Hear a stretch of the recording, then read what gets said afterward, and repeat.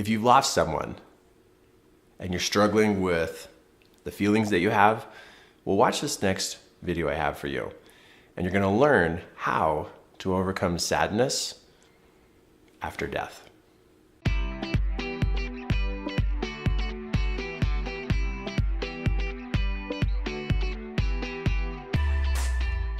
In the year of 2017, my father passed away.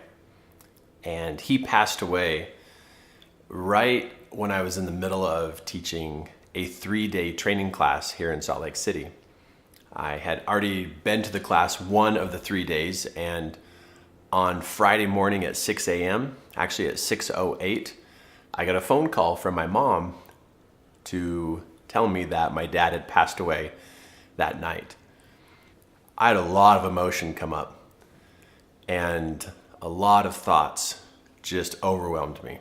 I love my dad, and I know that his health was struggling, and he was struggling with his health, and I knew that things were going downhill, but how do you ever prepare yourself for the actual moment where they pass away?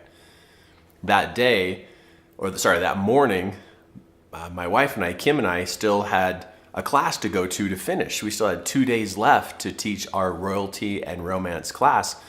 And we had pretty close to 1,000 people in the audience who were waiting for us to show up that morning to teach the class.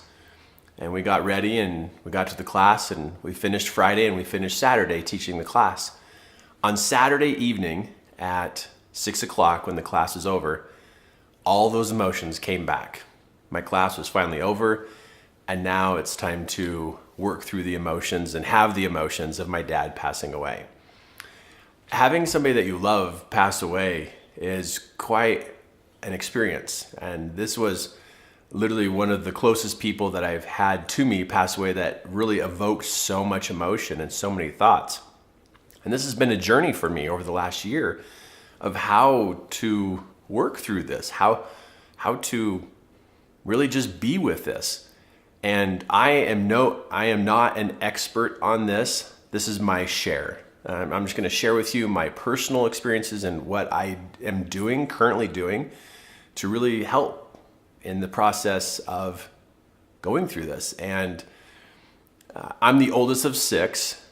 And so I'm the big brother of my brother and my sisters, right? I'm the big brother, and I had a lot of responsibility. My dad taught me when I was growing up, how to take care of my brother and my sisters. And so my dad and I were very, very close. And also my mom and I are very, very close.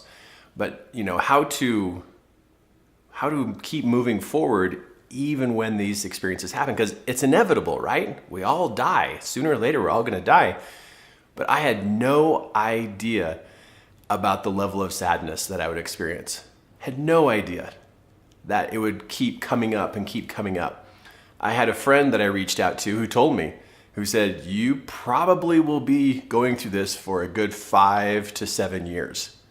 And I told her, I said, no, it's only going to take me a month or two and I'll be past all this sadness. It's a year later and it still feels like it's still raw and very fresh, like I got the phone call yesterday morning at 6 o'clock. And so there are some things that I'm doing, though, that are really helping me, and I want to share those with you because maybe this can help you. Not that I'm trying to make the feeling go away at all. I'm just working through the feelings of loss and separation and just the fact that my dad's not here. One of the first things that I've had to learn how to do is to express myself.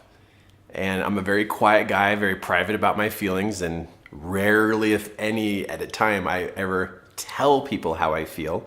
They just have to pick it up, like being around me.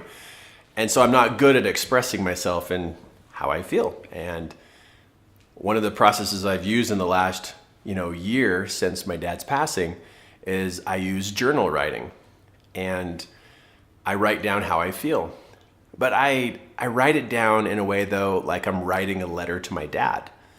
And I'm talking to him and telling him how I feel and how much I miss him and all the things that we did with each other. Because I had plans for fishing trips and taking him to Alaska. I had all these things planned, to go do with my dad.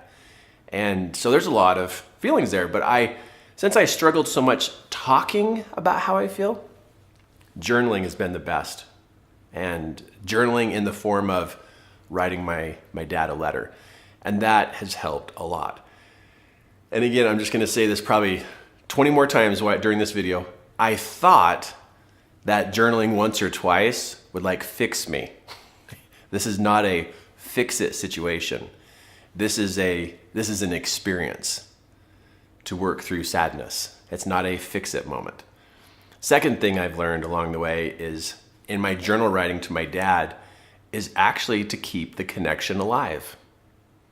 Even though my dad has passed away, I can still keep the connection alive. So when I write my dad, I tell him how I feel and all the feelings about him being gone. And then in my journal writing to him, I then talk to him as though he literally is sitting right next to me as I'm typing on my computer and I'm typing this letter to him.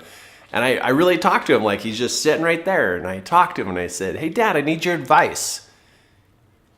Sheesh, I'm going to cry in this video too.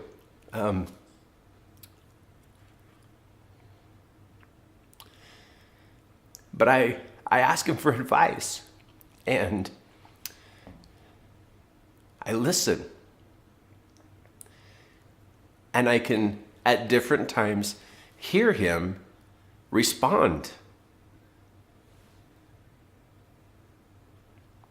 Sheesh. And I hear him give me advice. And what's cool about that is it keeps the connection alive. He may be physically gone, but there is a heart-to-heart, spirit-to-spirit, soul-to-soul connection that still lives. And I really feel like what's happened in the last year is I've been sorting through and sharing my sadness, but there's also another emotion in there too of almost like a level of joy that I can still have a connection with him. And I don't know what your beliefs are about where people go after they die. And we could come up with 100 different ideas of what happens after a person dies. But I can tell you right now, it still feels like my dad's alive. His soul is still alive somewhere because we communicate. I know it sounds weird, but I feel a connection to him. And there's times I hear his voice inside my mind. And there's times where I'm doing work around the house or going fishing and I hear him give me advice about how to catch more fish. Or I'm working on the house and he gives me advice about how to fix something. And it's like, how is this happening? So I journal so I can express, and I journal so I can keep that connection alive. The other thing is I've surrendered, and I've also given myself permission that this can take as long as it wants. There's no hurry, there's no deadline, there's no have-tos to get past sadness. I think sometimes we see sadness as a negative emotion, but sometimes sadness can be just the fact that you just love someone.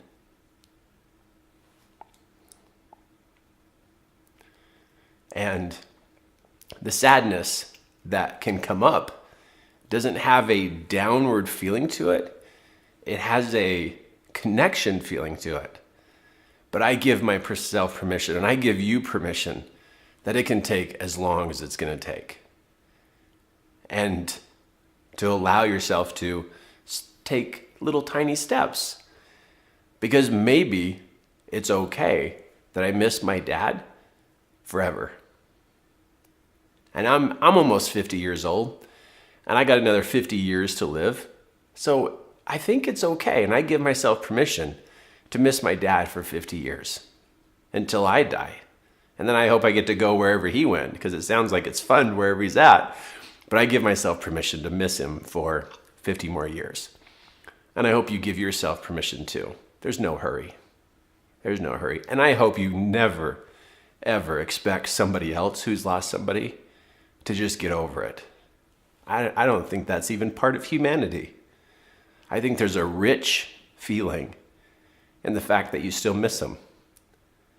And I have the feeling like we're connected. It's not a bad feeling to miss them. The last one is to honor him. And how do I honor my dad? Well, I tell stories about the things that he's taught me. I tell stories of our fishing trips and all the fun things that we used to do. I tell stories to my kids about my dad. Even when I go, even like right now, I'm talking about my dad. And this is my way of honoring him and expressing my gratitude for him. And, you know, when I teach classes or I'm helping in wherever, service I am at, I attempt and I put in there some kind of story about my dad. I believe the more we talk about those who we miss, that we keep them alive in the minds of other people. There was a singer, and I can't remember his name, but he sung this song, and he said that there's two deaths. There's one when you die, and there's another one when people stop talking about you. And I'm not going to let that happen. There is no second death for my dad, because I am going to keep it alive. So for you, if there's somebody who's passed away, I think it'd be awesome to write down the stories or record the stories, and other people to share their stories and to write them down and to record them and, create books that have the memories in them. Gather all the pictures together. These days we make videos, right? But to do something to show that honor and respect for those that have passed away.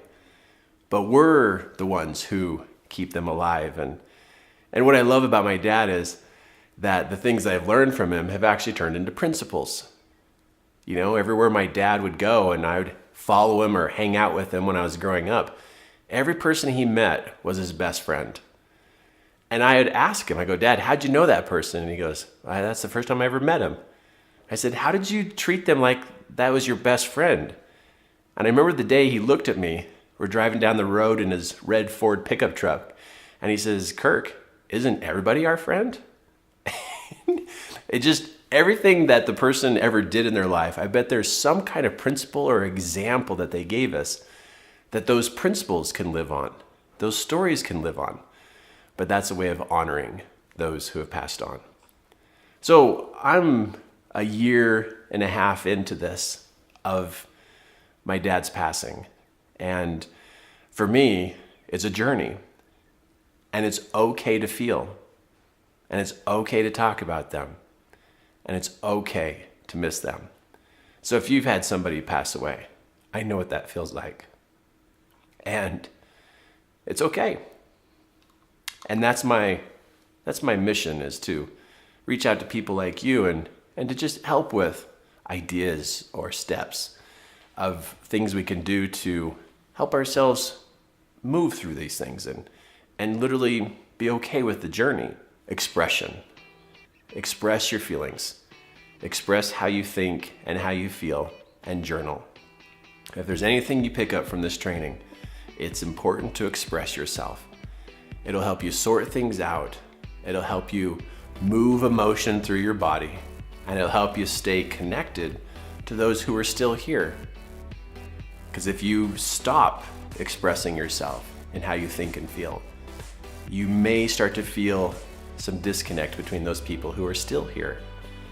And that's something I noticed was happening to me. And that's why I began doing these steps. Because I want to cherish and love all those who are around me right now. Because that's what my dad would want me to do.